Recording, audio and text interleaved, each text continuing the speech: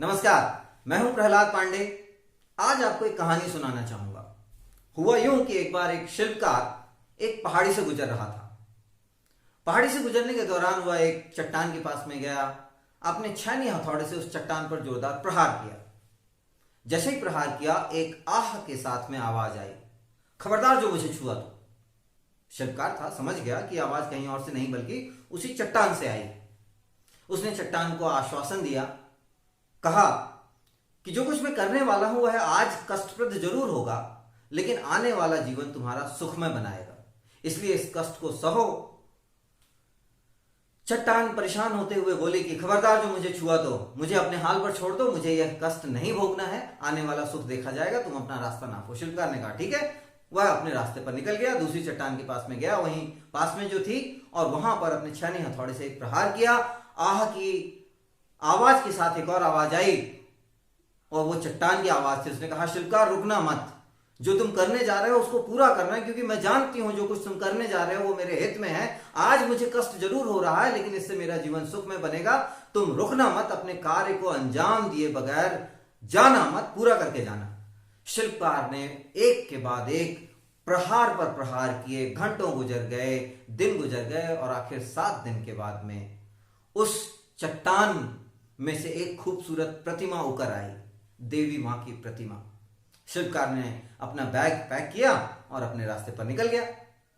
अब इस रास्ते से, इस चट्टान के बगल से पहले भी लोग जाया करते थे। कुछ दिनों बाद कुछ लोगों का वहां से फिर गुजरना हुआ। उन्होंने देखा कि यहां तो पहले चट्टान हुआ करती थी, अब यहां देवी मां की प्रतिमा है। इसका मतलब देवी मां यहां पर प्रकट हुई हैं। और इस तरह से यह बात आसपास के क्षेत्र में आग की तरह फैल गई। लोग प्रसाद लेकर, नारियल लेकर, तमाम तरह के फूल लेकर वहां पर पहुंच गए, और वह अब एक आस्था का केंद्र बन गया था। लोगों की श्रद्धा का केंद्र बन गया था। चंदा इकट्ठा होने लगा, ट्रस्ट बन गया, एक बहुत ही खूबसूरत मंदिर का वहां निर्माण हो गया, और वह पूरे क्षेत्र में एक बहुत ही प्रसिद्ध दर्शनीय और आस्था का केंद्र बन चुका था। कुछ साल गुजर गए। कुछ सालों के बाद में किसी कारणवश इस शिल्पकार को वापस उसी रास्ते से गुजरना पड़ा। जैसे ही वह वहां से गुजरता है, पहली वाली चट्टान उसको पहचान लेती है और कहती है कि शिल्पकार तुम वही हो ना जो 5 साल पहले यहां से निकले थे? हाँ मैं वही हूं। शिल्पकार मुझे तुमसे 2 शिकायतें, कहो। मेरी पहली शिकायत यह है कि पता नहीं उस रात को तुमने क्या जादू किया कि मेरे पड़ोसी चट्टान के तो दिन ही फिर गए हैं। लोग इसके पास में आते हैं, पूजा अर्चना करते हैं, प्रसाद चढ़ाते हैं, ये तो बिल्कुल कायाकल्प हो गया है, इसके दिन बदल गए हैं। पता नहीं तुमने क्या जादू किया है, और इस कारण से मुझे ईर्ष्या होती है। ये मेरी पहली समस्या है।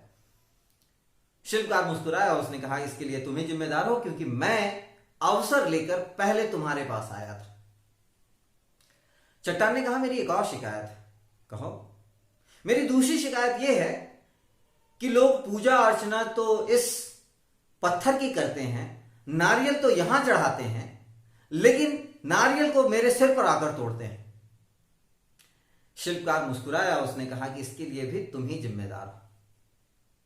कुछ समय के बाद में वहां से एक पत्रकार गुजरा। उसे भी इस बात का पता लगा कि इस प्रतिमा को गढ़ने वाला यह शिल्पकार है। उसने कहा चलो इसका साक्षात्कार ले लेता हूं। उसने सवाल पूछा, शिल्पकार मैंने सुना है कि इस प्रतिमा को आपने गढ़ा है। शिल्पकार ने कहा नहीं मेरे दोस्त, यह आपका भ्रम है।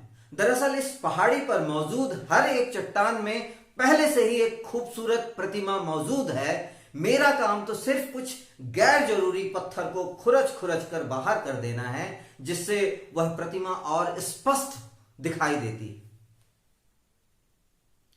हम में से प्रत्येक व्यक्ति में एक नेक इंसान, एक सफल इंसान, एक काबिल इंसान पहले से ही मौजूद है, और हमारे शिक्षक, हमारे ट्रेनर हमें कष्ट देने वाले, हम में से कुछ गैर जरूरी चीजों को, आदतों को, विचार को, कर्मों को खुरच खुरच कर अलग कर देते हैं, जिससे हम और निखर कर और सुंदर होकर के बाहर प्रकट होते हैं, बाहर निकलते हैं। हमारी पर्सनालिटी और स्पष्ट और बेहतर होती है।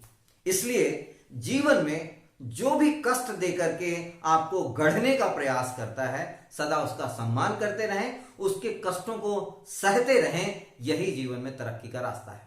उम्मीद है यह कहानी आपको पसंद आई होगी, और यदि कहानी पसंद आई है तो इसे औरों के साथ भी साझा करें।